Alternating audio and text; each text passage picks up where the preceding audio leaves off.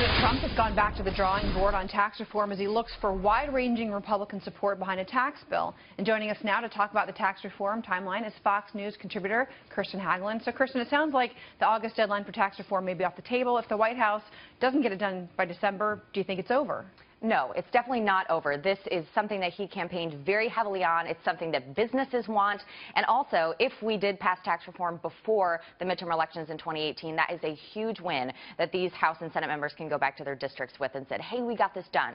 So it's not off the table. But as you've seen, Sean Spicer, as well as Senate Majority Leader Mitch McConnell, have both really lowered expectations on the passage this year. So, but I think that a lot of people sense, not only on the Hill, but individuals and investors that are watching this, sense the administration is learning from the mistakes that they made with the health care bill, and that perhaps taking time is better. In 1986, tax reform took 2 years.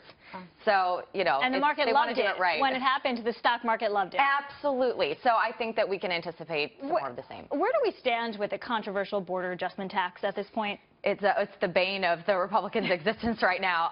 And, you know, retailers hate the border adjustment tax. The other option, though, the VAT tax, different than the BAT tax, value-added tax is something that, you know, individuals and consumers really don't like. So right now, it's all about revenue. How do they get the revenue? How do they pay for this? And that's one of those areas that's going to be the key sticking points in negotiations. Who do you get on board? A big Republican consensus, or do you try to, you know, get rid of maybe some of the more ideological members of the Republicans and get Democrats on board? So maybe you can break down some of the proposals that are on the table right now, and what do you think has really more opportunity here? Well, that's the thing, is see, the House has said a lot. The president has not said very much in indicating what he would like. He has pretty much said, though, that VAT is not on the table right now, and you haven't heard much from the Senate yet either. So what's interesting in these infrastructure meetings, though, is that he's not only getting the CEO's perspective on public-private partnerships and ways that they can help with that, but also their opinions on tax reform. So you can tell that he is getting a lot of expertise from the business community on what will go into the tax plan. But right now, it's still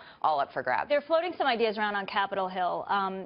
Would we see a plan to eliminate much of the payroll tax or cut the corporate tax? And well, the corporate tax is definitely going to come down. It's at 35% right now, highest in the world. Right. That's definitely coming down. To what, 2015? Well, right, they want between 20 and 25.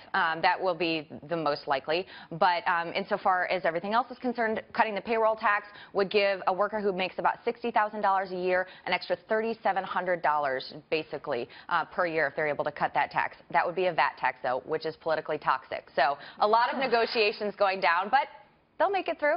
As long as they take their time and do it well, we'll hopefully get a big tax cut. Haven't had a whole lot of luck so far, so I guess we will see. We'll stay optimistic. Yeah, all right. Well, Kirsten Haglund, thank you for joining us this morning. It's nice to see you. Thank you.